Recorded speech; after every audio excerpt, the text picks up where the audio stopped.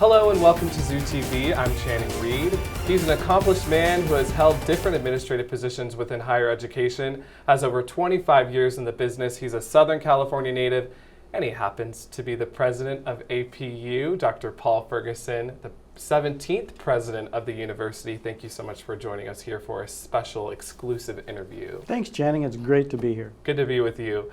So you arrived here back in June, and since then you've already been doing a lot here at the university, but we want to give our viewers a chance to get to know you a little bit. So when was that day when you saw yourself being a potential leader in higher education? Oh, that's a great question. I don't think I started my academic career thinking, I can't wait to be a president. That was not how it happened. I always wanted to teach. And so I started my career path wanting to teach high school and be a coach. I wanted to teach biology and coach football and tennis. Those were my sports in high school. And so I went to Whittier College as an undergraduate, and that was a great teacher's college. And then I had a great mentor who really kind of guided me into the depths of biology as my major. And I realized I wanted to maybe be a university professor.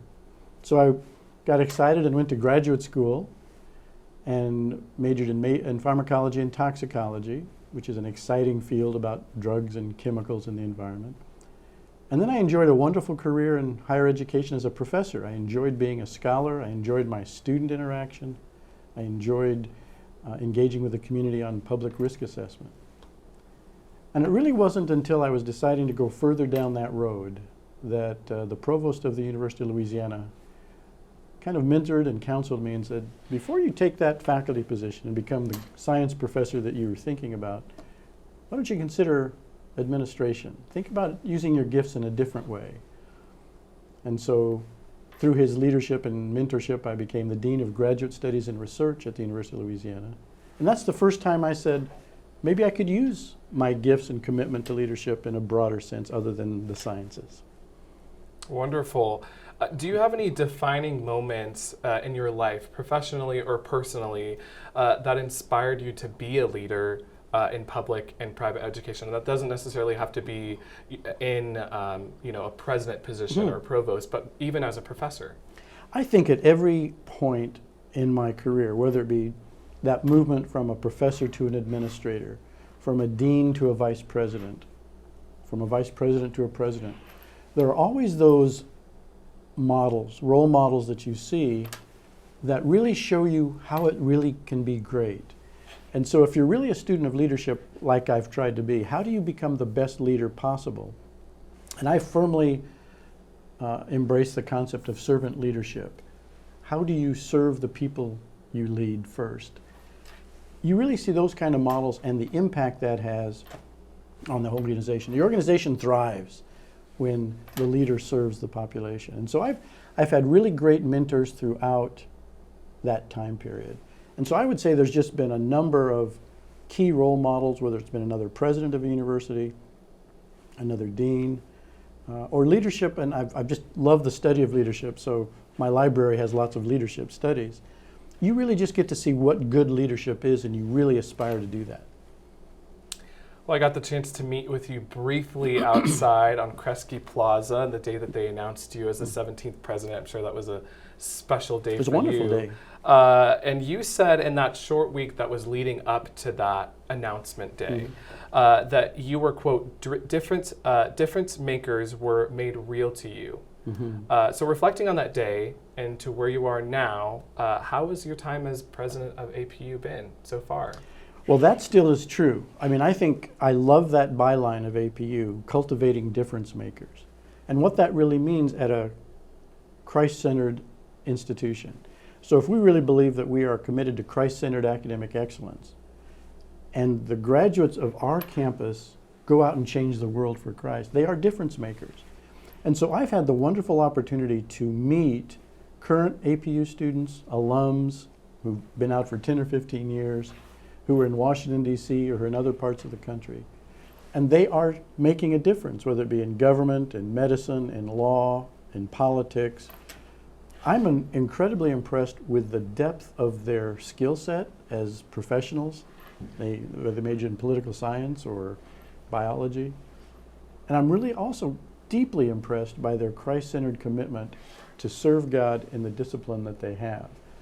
So even though I read a lot about difference makers coming into APU and the examples that you could see on the web, or having met both faculty, staff, and students, it truly is in the DNA of APU that difference makers is who we are.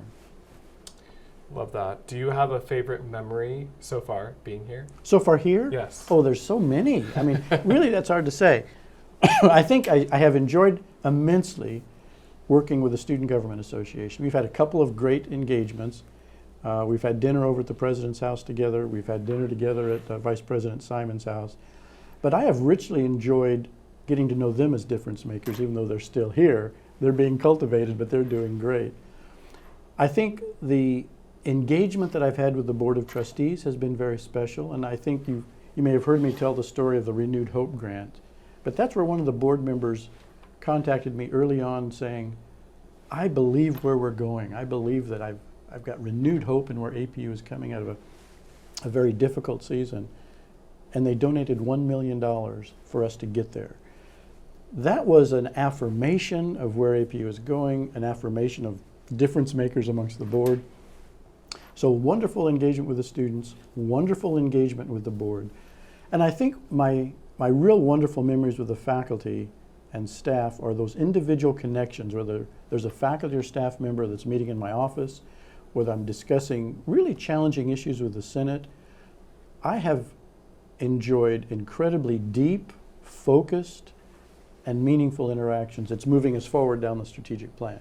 So I'd say my last memory that I'm just really relishing is that this new strategic plan that we're putting together, which is designed to be consensus-based and give us a plan for the next 5 to 10 years, is really on fire, working well. We've done it for 2 months. We've got a few more months to go.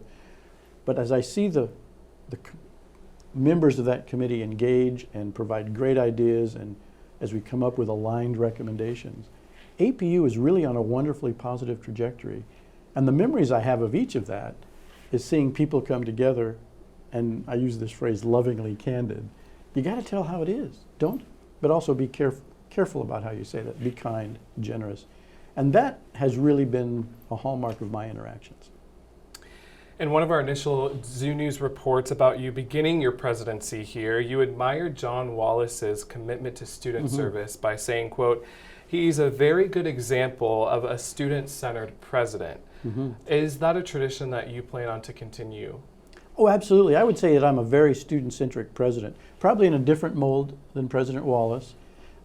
President Wallace came out of the student affairs side, so he has intense engagement in a variety of different ways, which I think his legacy will always be known for, loving students. And I love students just like John did.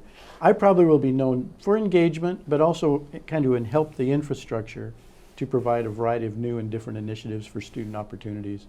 I will still probably be focused on students, but probably with a little bit different flavor than John did.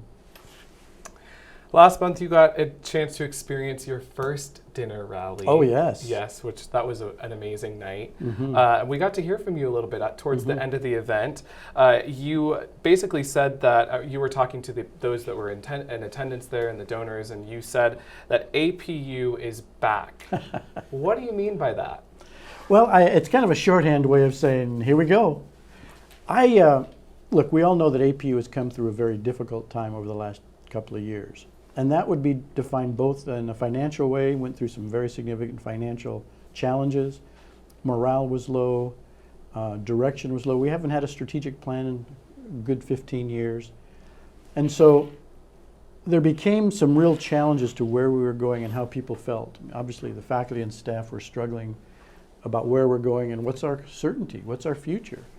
And our constituencies were wondering, where is APU going? Are we still committed to Christ-centered excellence? Is God still first? All of that had kind of emerged from a variety of different reasons last year. I'm sure as a student you felt that as well. I think through a very intense commitment to pulling people together, talking about where we need to go, having open and healing conversations about what happened, where we want to get back, working very closely from the financial planning and analysis side to correct the problems. So going from a very significant financial deficit to a surplus this year, you have to put reality to rhetoric. So hope is built on step-by-step development of evidence. So are we growing out of the financial crisis? Yes, that's behind us. What we have to do now is put budget discipline in place and operations and systems that we can be confident that doesn't happen again. Those are all in place. We have to pull together as an administrative structure so people have confidence that there's strategic decision-making, accountability, transparency, so that the faculty, staff, and students know where we're going. When a decision is made, they know why, and they know that their best interests are at heart. And so in my 4 months of working with this incredibly resilient community, we've really come out of that darkness and that uncertainty to, I think, a trajectory of renewed hope. And so when you think that financially we're on solid ground, we just got our audit 2 weeks ago, and that audit was a remarkable demonstration and evidence of turnaround. Wonderfully positive audit. That's important for us to know we're back. We're back in operation. The strategic plan is a committed effort to get us where we all want to go and build the excellence that we know APU is. We're not going to change the excellent legacy. We just want to build on it and create new paths, because it's a very challenging culture and times. So by saying APU is back, it means we're ready to take on the challenges that God has for us and to continue to have the impact in society where we are fully ready to engage society without compromise. We stumbled a little bit the last couple of years, but I think being back, we're getting ready to do that and have the full conversation to do that well. Well, with that being said, we're just about out of time, but Dr. Paul Ferguson, president of the Azusa Pacific University, thank you so much for joining us here for this interview. Good to be with you. It's wonderful to be here, and thanks for having me. Thank you so much.